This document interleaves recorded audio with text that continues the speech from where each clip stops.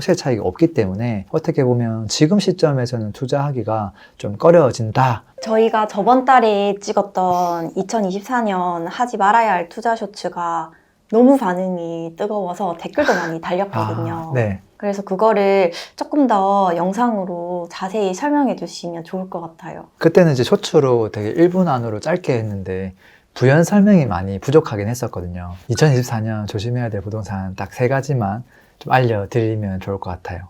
첫 번째는 재개발인 것 같아요. 사실 재개발 자체는 문제가 없거든요. 옛날부터 있던 종목이고 지금도 계속 유효한 종목인데 이게 이제 지금은 투자 수요보다 실수요에 의해서 움직이고 있는 시장이잖아요. 그러니까 그 반대되는 것들이 다 문제가 되거든요. 실사용이 불가능한데 오로지 투자 수요로만 움직이는 부동산. 그 대표적인 게 사실은 주택에서는 재개발이거든요. 그러다 보니까 이게 재개발의 경우는 투자 수요만 있고 또 시간이 많이 걸려요. 그래서 재개발 전체가 다 안 좋다는 게 아니라 시간이 너무 많이 남아있는 재개발, 그리고 최근에 변동사항이 너무 많죠. 어떤 변동사항이 있냐면 인건비 자재비가 너무 많이 올랐죠. 이제 그러다 보니까 최초에 기획했던 그 조합원 분양가보다 분양가가 높아지는 경우가 너무 많아요. 그걸로 인해서 지금 조합하고 시공사하고 소송들이 많이 벌어지고 있고요. 시간이 지연되고 있죠. 그 지연이 다 돈이거든요. 그래서 재개발 투자를 과거보다는 조금 더 보수적으로 접근할 필요가 있다. 그리고 재개발 투자를 할 거라면 차라리 신축 아파트를 선택하는 게 보다 안전한 선택일 수도 있다. 이런 이야기를 해주고 싶었죠. 그럼 시간이 많이 남은 재개발이라고 하셨는데 램구님이 생각하는 위험한 단계의 마지노선은 어딜까요? 사실 재개발은 단계들이 있잖아요. 조합 설립부터 시작해가지고 뭐 사업 시행, 뭐 관리 처분 쭈르륵 있는데 어디까지는 되고 어디까지는 안 된다고 볼 수는 없어요. 지금 쟁점은 뭐냐면 조합원 분양가가 확정이 났느냐 여부거든요. 그래서 이 부분을 가장 관심 있게 봐야 되고요. 그것들이 확정됐는지 안 됐는지. 근데 보통은 이제 관리 처분 인가가 나고 조합원 동호수 추첨하기 직전에 확정된 조합원 분양가를 알려줘야 되거든요. 근데 그 전까지는 사실은 다 예상치고 확정이라고 보기 어려워요. 그래서 어느 단계까지는 된다 이런 게 없어요. 그래서 정말로 안전하게 하려면 조합원 분양가가 확정됐는지를 체크하는 게 제일 중요할 것 같고요. 과거에는 재개발 투자할 때 재개발 투자는 어느 단계 들어가야 돼요? 이 질문 되게 많이 했었는데 일반적으로 이런 얘기 많이 하죠. 책에서 나오는 이야기는 사업 시행 인가 정도 났으면 어려운 고비를 이제 넘겼다고 보시면 됩니다. 이런 얘기를 많이 했는데 지금은 그 단계가 넘어갔다고 하더라도 조금 더 보수적으로 보는 게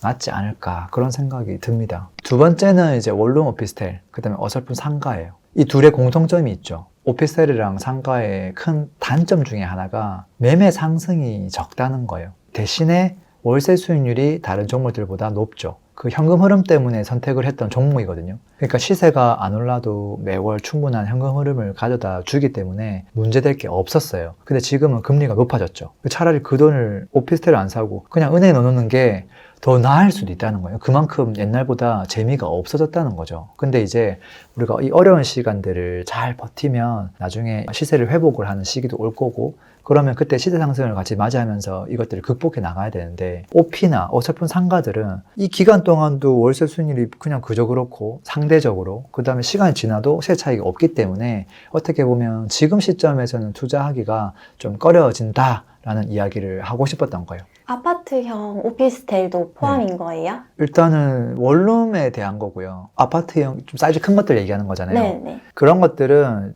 월세 수익률이 안 나와요.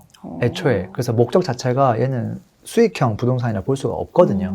좀 다르게 좀 봐줘야 되지 않을까 싶고요. 그래서 지금 같은 시기에는 오히려 이런 종목을 사기보다는 차라리 가격이 저평가돼 있고 또 시간을 좀 버티다 보면 상승할 수 있는 부동산을 사는 게 조금 더 낫지 않을까 싶고 만약에 이걸 내가 역으로 좀 이용하고 싶다면 오히려 이제 정말로 급매물을 찾거나 경매로 이제 저렴하게 사게 되면 일반적인 수익률이 아니라 훨씬 더 높은 월세 수익률 세팅이 가능할 거예요. 이렇게 해두면 시세 차익이 안 나더라도 가져갈 만하죠. 근데 그게 아닌 상황이라면 좀 주의가 필요하다라는 거죠. 나중에 못 팔 거거든요.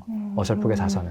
그리고 세 번째가 이제 다가구예요. 그럼 아까 전에 얘기하셨던 원룸이랑 다가구 차이가 뭐예요? 원룸은 이제 원룸 오피스텔을 말한 거고요. 다가구 안에도 원룸이라는 게 있지만 사실은 그거는 이제 개별 등기가 가능한 게 아니라 일반적으로 이제 뭐 빌라 이런 것들은 다세대라고 부르고 빌라들도 원룸보다는 사실은 투룸 이상이 훨씬 더 많거든요. 그리고 다가구는 이제 건물 전체를 말하고 원룸, 투룸, 뭐 때로는 쓰리룸, 주인 세대 위층에 같이 섞여 있지만 소유자가 한 명이잖아요. 근데 이 다가구가 위험한 이유는 뭐냐면 사실 다가구 자체는 훌륭해요. 문제가 없거든요. 근데 이게 왜 지금 문제가 되냐면 다가구는 원래 주인이 거주하면서 월세를 받을 수 있는 진짜 거의 유일한 주택 투자거든요. 아파트에서는 그게 어렵잖아요. 에어비앤비를 안 하고서는. 그리고 월세 수익률이 생각보다 다른 종목보다 굉장히 높아요. 근데 공식률은 낮아요. 되게 안정적이죠. 그리고 토지를 많이 깔고 있어서 시간이 많이 지나면 시세도 웬만하면 다 올라요. 특히 서울에 있는 곳들도 되게 많이 올랐거든요. 근데 이제 이 다가구가 지금 왜 주의해야 되냐면 전세로 일부 끼어 있고 월세로 끼어 있는 물건들이 많아요. 다가구가 뭐 적게는 5세대에서 많게는 19세대까지 있거든요. 그럼 그 중에 19세대가 있는데 7개에서 12개는 전세고 뭐 나머지가 월세로 돼 있다. 그랬을 때 옛날에는 이런 물건들이 투자금이 적게 들어가고 효율적이고 좋았거든요. 근데 지금은 뭐가 문제냐면 전세 보증보험 가입이 안 돼요. 왜냐면 보증보험사에서 굉장히 까다롭게 보고 있고 주택 가격 자체를 신축 다가구인데도 불구하고 굉장히 낮게 측정을 해버려요. 그러니까 그 허용 범위에 들어오지를 않아요. 그래서 어쩔 수 없이 월세를 놔야 돼요. 근데 누군가가 전세로 세팅되어 있는 다가구를 사게 됐을 때 만기가 돌아오면 어떻게 되죠? 보증보험 가입이 안 돼요. 그러면 전세 연장을 못 하겠죠. 그리고 전세 연장을 할 수 있지만 보증보험 가입이 안 되면 임차인들이 아예 전세로 안 들어와요.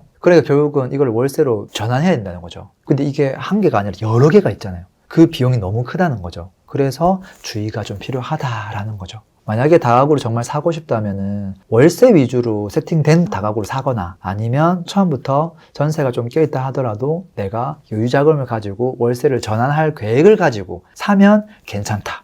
이렇게 볼 수 있는 거죠. 그럼 빌라는 네. 어떻게 생각하세요? 빌라는 다르죠. 빌라는 개별 물건이기 때문에 이게 전세 물건이 여러 개가 동시에 돌아오지가 않거든요. 그래서 그나마 괜찮다. 그리고 빌라는 임대인이 위험한 종목이라기보다는 오히려 임차인이 위험한 종목이죠.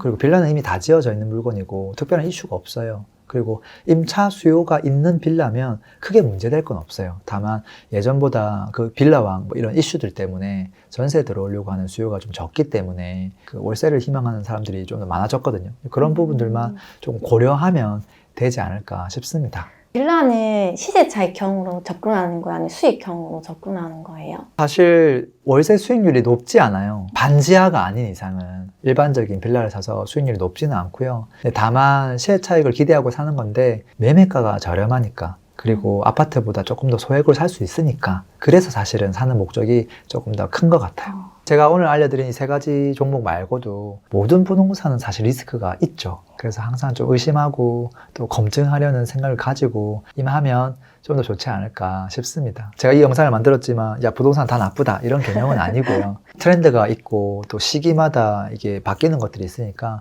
그런 쟁점 사항들을 좀 잘 체크해서 하면 좋겠다는 마음으로 조금 말씀을 드렸습니다. 감사합니다. 네, 고맙습니다.